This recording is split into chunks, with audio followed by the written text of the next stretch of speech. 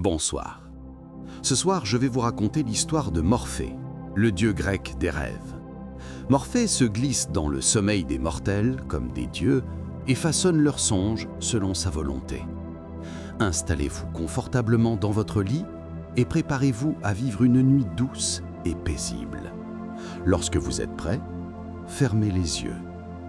Morphée, le dieu des rêves, possédait un pouvoir unique et fascinant.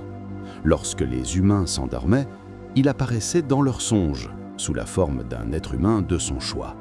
Grâce à cela, il pouvait façonner et orienter leurs rêves pour leur offrir sagesse, réconfort ou parfois un aperçu de leur avenir ou de ce qui se déroulait ailleurs dans le monde.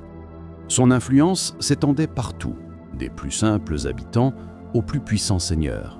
Il pouvait même entrer dans les rêves des dieux eux-mêmes. Morphée vivait dans le royaume des songes, où son travail commençait dès que tout le monde dormait. Il volait à travers le monde, glissant d'un rêve à l'autre. Une nuit, alors qu'il reposait paisiblement dans son royaume, il décida de rendre visite à un cultivateur d'olives nommé Nicolas. Nicolas dormait profondément sur son matelas de brindilles, mais son rêve, lui, était agité. Chaque jour, il travaillait sous un soleil écrasant pour s'occuper de ses oliviers. Les olives étaient essentielles pour les Grecs. Elles nourrissaient le peuple, éclairaient les maisons grâce à leur huile, soignaient les blessures et servaient même d'offrande aux dieux. Le bois d'olivier leur permettait de construire des abris, d'allumer un feu, de se réchauffer. Mais cette nuit-là, dans son songe, Nicolas voyait son olivrière en danger. Ses arbres semblaient stériles, incapables de produire le moindre fruit. Pas une seule olive verte ou violette. Le bois, habituellement robuste, était devenu pâle. Quand il frappait le tronc, il sonnait creux, comme s'il était prêt à s'effondrer. Sentant son désespoir, Morphée entra dans son rêve sous l'apparence d'un fermier. Il portait une simple tunique de lin jusqu'aux genoux, et son visage plus âgé inspirait sagesse et expérience. « Bonjour, mon frère, » dit Morphée. « Je vois que tu as des soucis avec tes arbres. »« Oui, » répondit Nicolas, encore engourdi par le sommeil. Morphée observa la terre. « Dis-moi, qu'est-ce qui t'inquiète vraiment ?» Le paysan hésita, avant d'avouer « Ce ne sont pas vraiment les arbres. Ils sont en bonne santé dans la réalité. » À ces mots, les oliviers se transformèrent. Les troncs retrouvèrent leur belle couleur, des centaines de fleurs éclosirent et des petites olives apparurent aussitôt. Morphée sourit. C'était ce qu'il aimait dans les rêves, tout pouvait changer d'un instant. Il demanda « Alors, si ce ne sont pas les oliviers, qu'est-ce qui t'empêche de dormir ?» Nicolas s'assit sous un olivier chargé de fruits. « C'est mon fils. Il doute. Il n'est pas sûr de vouloir reprendre l'olivrière avec moi. Il pense qu'un autre métier lui conviendrait mieux. » Morphée hocha la tête avec compréhension. « Allons voir ce qu'il en est, » proposa-t-il. Il tendit une main vers lui, et Nicolas, emporté par la logique étrange de son rêve, suivit Morphée sans poser la moindre question. Il lui prit la main, et tous deux glissèrent dans un véritable kaléidoscope d'images tourbillonnantes, où le temps et l'espace défilaient sous leurs pieds. Le paysage de campagne, tapissé d'herbes vertes, parsemé d'oliviers sombres, tourna sur lui-même avant de se transformer. Ils arrivèrent d'abord dans un pâturage, où des moutons paissaient tranquillement, leur laine blanche contrastant avec l'herbe verte émeraude sous le ciel d'un bleu profond. Puis le décor s'ouvrit sur la mer. Des pêcheurs tiraient d'énormes filets depuis leurs bateaux, les étalant sur la terre ferme pour récolter leurs prises scintillantes. Jusqu'à ce que soudain, les poissons se changent en oiseaux qui s'envolèrent vers le ciel. Morphée et Nicolas eurent alors l'impression d'observer la terre depuis le haut des airs avant de redescendre doucement et de reprendre forme humaine. « Voici ton fils », annonça Morphée. Tous deux observaient un jeune homme appliquant délicatement un chiffon imbibé d'huile d'olive sur la peau d'une personne malade. « Que fait-il » demanda Nicolas. « Mon fils, que fait-il exactement ?» L'image vacilla un instant, un rêve dans un rêve, mais resta suffisamment nette pour que le jeune homme continue son geste avec concentration. Il soigne quelqu'un, expliqua Morphée. Il utilise l'huile d'olive que tu produis. Cette huile, grâce à tes arbres, possède des propriétés médicinales remarquables. Ton fils est connu dans toute la région pour sa compassion et pour sa maîtrise du corps humain. Nicolas ouvrit de grands yeux émerveillés. « De l'huile fabriquée avec mes olives » murmura-t-il. « C'est incroyable. » « Oui, » répondit Morphée avec un sourire. Il sentait que sa mission auprès de Nicolas touchait à sa fin. Sur son matelas, dans le monde réel, Nicolas dormait profondément, immobile, un sourire paisible accroché aux lèvres. Morphée, satisfait, quitta doucement son rêve et repartit voguer dans le royaume des songes. Il se laissa flotter un moment, nageant d'un rêve à l'autre comme l'un des petits poissons argentés qu'il avait vus dans l'esprit de Nicolas. Des éclats de lumière glissant entre les récits nocturnes, fluides comme de l'eau, il se demanda alors à qui il pourrait venir en aide cette fois. C'est à ce moment-là qu'il aperçut un rêve complètement chaotique, exactement le genre qu'il adorait. Car si de nombreux rêves permettent d'explorer les inquiétudes profondes du cœur humain, certains ne sont qu'un assemblage bizarre de pensées et d'images venues d'expériences réelles ou imaginaires. Morphée aimait particulièrement ces songes-là. Il y dansait, les adoucissait, les guidait vers des formes plus paisibles. Ce rêve appartenait à Helena, une tisserande. Elle dormait sur un matelas de laine, matériau que son mari berger lui fournissait en abondance. Dans ses rêves, elle tissait toujours, non pas de la laine, mais des pensées longues et serrées comme des fils entrelacés. Dans cet étrange tissu mental, des moutons défilaient en rang sur une colline, puis d'autres moutons se tenaient debout sur leurs pattes arrière, reproduisant la danse que Helena avait exécutée avec les femmes du village. Les moutons formaient un cercle parfait, posant chacun leurs pattes avant sur les épaules du suivant, tournant dans un sens puis dans l'autre, avec une grâce étonnante. Au centre, Helena observait la scène, amusée. Morphée décida d'entrer dans son rêve sous l'apparence de Sarah. « Eh bien, je vois que tu regardes tes moutons » dit Morphée en prenant sa voix. « Oui, » répondit Helena en souriant. « Je les regarde, en espérant qu'ils m'apprennent quelques pas de danse. Ce sont d'excellents danseurs. » Morphée haussa la tête en arrière et éclata de rire. Il adorait l'absurdité et la logique folle des rêves et voulait voir jusqu'où elles pouvaient aller. « Je trouve que c'est une excellente idée, » dit-il. « Je crois même que nous devrions leur demander de nous apprendre à mieux tisser la laine. » Soudain, Helena se retrouva face à d'énormes métiers à tisser qui s'élevaient haut dans le ciel. Elles tenaient chacun un bout de fil de laine qui serpentait depuis des bobines aussi grosses que des rochers. « C'est l'heure du tissage !» lança le malicieux Morphée, déroulant sa bobine en faisant de grands gestes et en faisant tourbillonner la robe en lin de Sarah. « Sinon, les moutons vont prendre notre place. »« Oui !» répondit Helena en suivant le chemin que Morphée traçait dans son rêve. « Nous devons tisser la laine avant que les moutons ne fassent tout notre travail. » Elle se mit à tisser, et les moutons, ne sachant plus quoi faire, se mirent à tisser sur leur propre métier en agitant vivement leurs sabots. « Ils sont vraiment doués !» s'exclama Helena, admirant le travail des moutons. « Ils sont si précis et si soigneux. Et en plus, ce sont d'excellents chanteurs !» ajouta Morphée avec les lèvres de Sarah. Il fit un geste de la main et les moutons arrêtèrent aussitôt leur tissage pour se mettre à chanter. Helena éclata de rire, son rire résonnant dans le monde des rêves, et même la vraie Helena, toujours endormie, laissa échapper un petit gloussement. Morphée était satisfait. Il adorait apporter de la joie dans le monde des rêves. Il se dit qu'il était temps pour Helena de plonger dans un sommeil plus profond. Sous l'apparence de Sarah, il la guida vers des images plus calmes et paisibles. « Je crois que l'heure est venue de les coucher, les moutons. Qu'en dis-tu » demanda Morphée. Helena accepta la logique étrange du monde du sommeil. « Oui, bien sûr, nous devons les convaincre d'arrêter de chanter et d'aller se mettre au lit. »« Le seul moyen de les arrêter, répondit Morphée, c'est de chanter avec eux. »« Oui, tu as raison, Sarah, dit Helena. » Dans son rêve, elle se mit à chanter à plein poumon avec les moutons. Les paroles étaient toutes mélangées et les deux éclatèrent de rire. « Regarde, les moutons sont fatigués, dit Morphée en les pointant du doigt. Sans surprise, les moutons avaient arrêté de chanter et s'installaient sur des matelas à leur taille, remplis de foin. Certains grignotaient leurs matelas tandis que leurs paupières se fermaient. Ils avaient l'air si heureux et si sereins. « Et toi, n'as-tu pas envie de te coucher, Helena ?» demanda Morphée. « Je crois bien que si, répondit Helena, l'air songeur. Je me sens fatiguée tout d'un coup.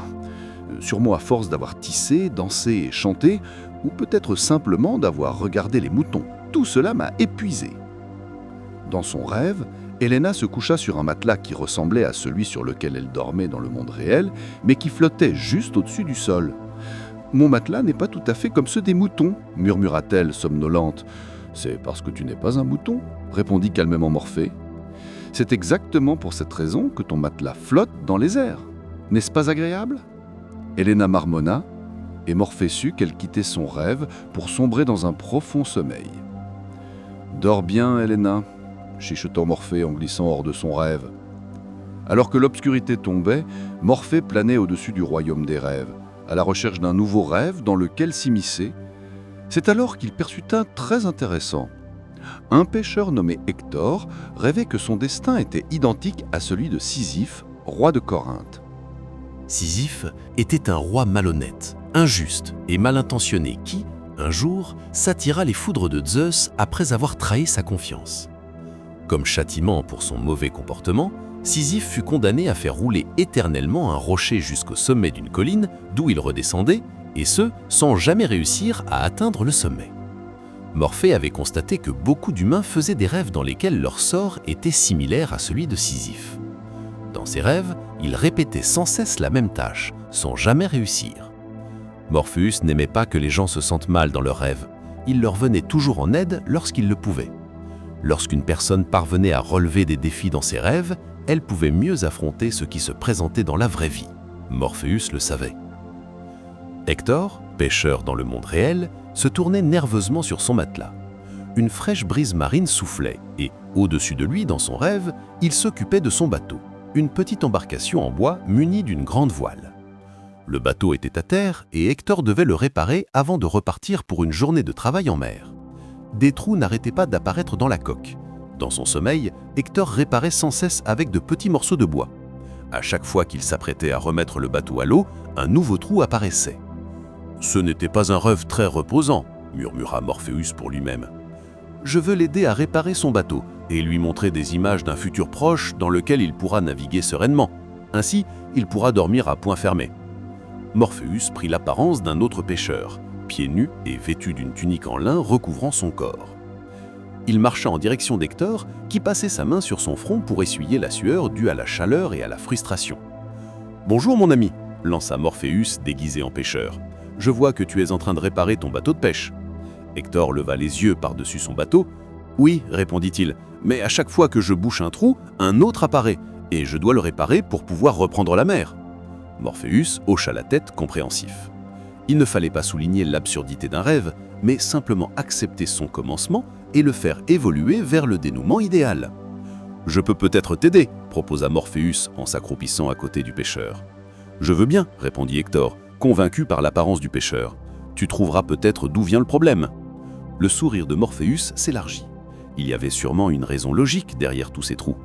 Hector, curieux, se pencha au-dessus de la coque du bateau, tapa plusieurs fois dessus avec son poing, faisant un bruit sourd, puis fit glisser sa main sur la surface lisse de la coque. « Je vois que tu prends bien soin de ton bateau », dit Morpheus à Hector.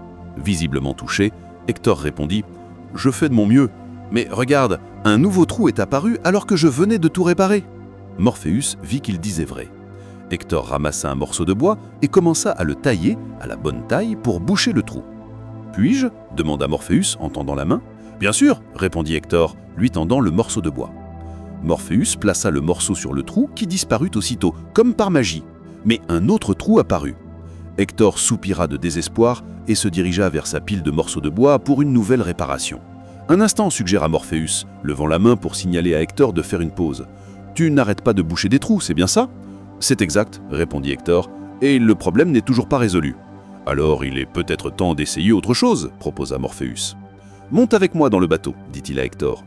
Hector le regarda dubitativement. Le bateau était couché sur le flanc, sur la terre ferme. Pourquoi monter dedans ? « Comme ça » dit Morpheus, en grimpant dans le bateau et en gardant son équilibre, les pieds posés dans la coque. Dans le monde réel, Hector aurait dit que Morpheus était fou. Dans le monde flottant des rêves, il se contenta de monter avec lui dans l'embarcation. Soudain, le bateau n'était plus couché sur le côté, ni même posé au sol. Il naviguait paisiblement sur une mer azur, sa voile blanche gonflée par le vent. Au-dessus d'eux, des nuages cotonneux flottaient dans un ciel foncé. La brise faisait danser leurs tuniques. Même si le monde des rêves n'avait rien de solide, Hector sentait la chaleur du pont sous ses pieds nus et l'air frais de l'océan. Tandis que le bateau se frayait un chemin sur l'eau, il se tourna vers Morpheus, ravi, un grand sourire sur le visage. Il se retourna pour admirer l'océan et prit une grande inspiration. « Les mains sur le bateau flottant » s'exclama-t-il avec joie. « Les trous sont réparés, je peux à nouveau pêcher. » Il se tourna une nouvelle fois vers Morpheus. « Comment as-tu fait? Comment as-tu réparé le bateau ?» Morpheus lui rendit son sourire. Il n'avait pas vraiment de réponse. Tout cela n'était qu'un rêve. Mais il s'était simplement faufilé dans son rêve pour le faire évoluer selon ses envies. « Peu importe comment j'ai fait, » dit-il calmement. « Ce qui compte, c'est que ton problème est résolu et que ton bateau peut aller sur l'eau. » Hector hocha la tête, satisfait. Dans le monde réel, il dormait paisiblement sur son matelas et ne se mouvait plus dans tous les sens. Dans son rêve, il commençait à s'éloigner. Morpheus n'était plus avec lui sur le bateau. Il le regardait depuis le ciel prendre le large, le sourire aux lèvres. Morpheus savait que le vrai Hector ressentait les mouvements de roulis de son bateau, la chaleur du soleil sur son visage, la satisfaction de son travail accompli. Il savait qu'il allait maintenant achever son rêve pour sombrer dans un sommeil profond et réparateur. Morpheus avait passé une merveilleuse nuit à venir en aide aux mortels. Mais avant le lever du jour, il voulait accomplir une dernière mission, influencer les rêves d'un dieu. Il parcourut les songes de plusieurs dieux et déesses pour finalement arriver dans les rêveries d'Hermès. Hermès était l'une des 12 divinités de l'Olympe. Grand farceur, il était le patron des voleurs, des athlètes, des commerçants et des bergers, pour n'en citer que quelques-uns. Il était également le dieu des frontières et des transitions. Dans l'esprit de Morpheus, l'idée de jouer avec les rêves du malicieux Hermès était trop tentante. Il se hâta de s'introduire dans son rêve. Hermès jouait un mauvais tour à son frère, le dieu Apollon. Dans le monde réel, il s'amusait à accomplir toutes sortes de méfaits, sans jamais être puni par Zeus, et continuait donc à se comporter scandaleusement. Morpheus se dit qu'il était peut-être temps de donner une leçon à Hermès, au moins dans le royaume des rêves. Cela pourrait l'aider à mieux se comporter à l'avenir. Dans son rêve, Hermès était en train de voler du bétail à son frère, Apollon. Comme dans le monde réel, il clamait son innocence et s'en tirait sans problème. Mais son frère savait qu'il était coupable. Dans son rêve, il accomplissait la même action. Guider un troupeau de bœufs hors des terres de son frère, laissant des traces de sabots derrière lui. Rusé, il faisait marcher les bœufs à reculons, pour que leurs empreintes pointent dans la mauvaise direction. Il accrochait aussi des branches d'arbres sous ses pieds pour couvrir ses propres traces, qui ressemblaient à celles de branches traînées par des animaux. Morpheus se demandait quelle forme humaine il pourrait prendre pour perturber le rêve d'Hermès. Il décida de se déguiser en gardien de troupeau. Il apparut portant une robe et des sandales, tenant un long bâton dans une main, à côté de la rangée de bœufs. « Excusez-moi, mon bon monsieur ?» demanda humblement Morpheus à Hermès. « Oui » répondit Hermès, entraînant les branches accrochées à ses pieds sur le sol. « Êtes-vous au courant que vos bœufs avancent à l'envers ? C'est assez inhabituel. »« Bien sûr » répondit Hermès en riant. « J'en suis bien conscient. » Et il continua son chemin. « Pourtant, vous marchez normalement à côté du troupeau. Vous regardez dans la direction où vous allez, » observa le gardien de troupeau, d'un air naïf qui n'avait rien à voir avec le vrai Morpheus. Morpheus insista. « Je vous demandais pourquoi vous faites reculer vos bœufs, alors que vous marchez vous-même à côté d'eux dans l'autre sens. »« J'ai simplement eu envie de faire comme ça, » rétorqua le méchant Hermès. « Bonne journée à vous. » Morpheus, peu enclin à s'occuper uniquement de ses propres affaires, continua. « J'ai l'impression que vos bœufs veulent perturber un peu. »« Ah bon ?» répondit Hermès en s'arrêtant. « Oui, en fait, j'ai même l'impression qu'ils vont bientôt se rebeller. Je crois qu'ils aimeraient bien utiliser leurs pattes dans le bon sens. »« Ah bon ?» répondit Hermès, qui commençait à être un peu inquiet. Je vois ce que vous voulez dire. J'ai bien remarqué qu'ils étaient un peu réticents, mais je ne pensais pas que c'était parce que je marchais dans le bon sens. Vous avez peut-être raison. Les bœufs sont des animaux très sensibles, continua Morpheus. Ils se rebellent très rapidement s'ils sentent une injustice. Il ne faut pas qu'ils se rebellent. Les bœufs, qui avaient maintenant l'air vraiment inquiets, pourraient gâcher toute ma manœuvre. Dans ce cas, je vous conseille de vous tourner pour marcher dans le même sens qu'eux, dit Hermès. Il avait l'habitude de donner des ordres et d'en recevoir. Oui, affirma Morpheus. Hermès se retourna, les branches accrochées à ses pieds laissant de drôles de traces sur le sol. Il dessina un demi-cercle et se retrouva dans le même sens que les bœufs. « Voilà !» s'exclama Morpheus. « Maintenant, vous pouvez reprendre votre route, mon ami. Les bœufs seront bien plus enclins à vous suivre, maintenant que vous faites comme eux. » Hermès traîna des pieds reculants à côté des bœufs et Morpheus dut se retenir de rire. Dans le monde physique, Hermès remuait les pieds d'avant en arrière. Morpheus savait que quand il se réveillerait, il se souviendrait à quel point il s'était senti idiot. Désormais, il réfléchirait à 2 fois avant d'entraîner quiconque, humain, dieu ou animaux, dans un de ses mauvais tours. En attendant, Morpheus se rendit compte que la nuit passait. À l'horizon, les rayons dorés du soleil commençaient à illuminer le paysage.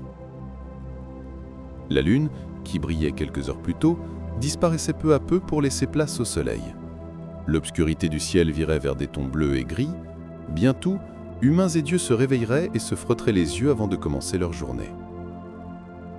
Mais avant de se lever, ils passeraient quelques instants à se remémorer leurs rêves de la nuit passée.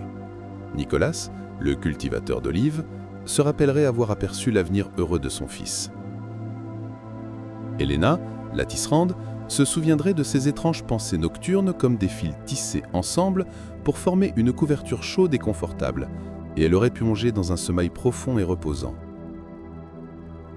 Hertor, le pêcheur, se rappellerait avoir commencé sa nuit avec un rêve frustrant, mais l'avoir terminé sur son bateau tout neuf, au milieu d'une mer paisible. Enfin, le malicieux Hermès se rappellerait comme il s'était senti bête, presque le dindon de sa propre farce. En quelque sorte, Morpheus avait réussi à transformer leur vie en influençant leurs rêves. Il était temps pour lui de quitter l'esprit des autres et de rentrer dans son royaume des rêves. Son esprit se faufila jusque dans la grotte où il habitait. Ses yeux se fermèrent et ses narines laissèrent s'échapper de petits bruits. Dans sa grotte, Morpheus dormait paisiblement. Il n'avait plus de rêve à visiter cette nuit et pouvait maintenant profiter d'un sommeil profond et paisible. Notre histoire est maintenant terminée. Dormez bien et faites de beaux rêves.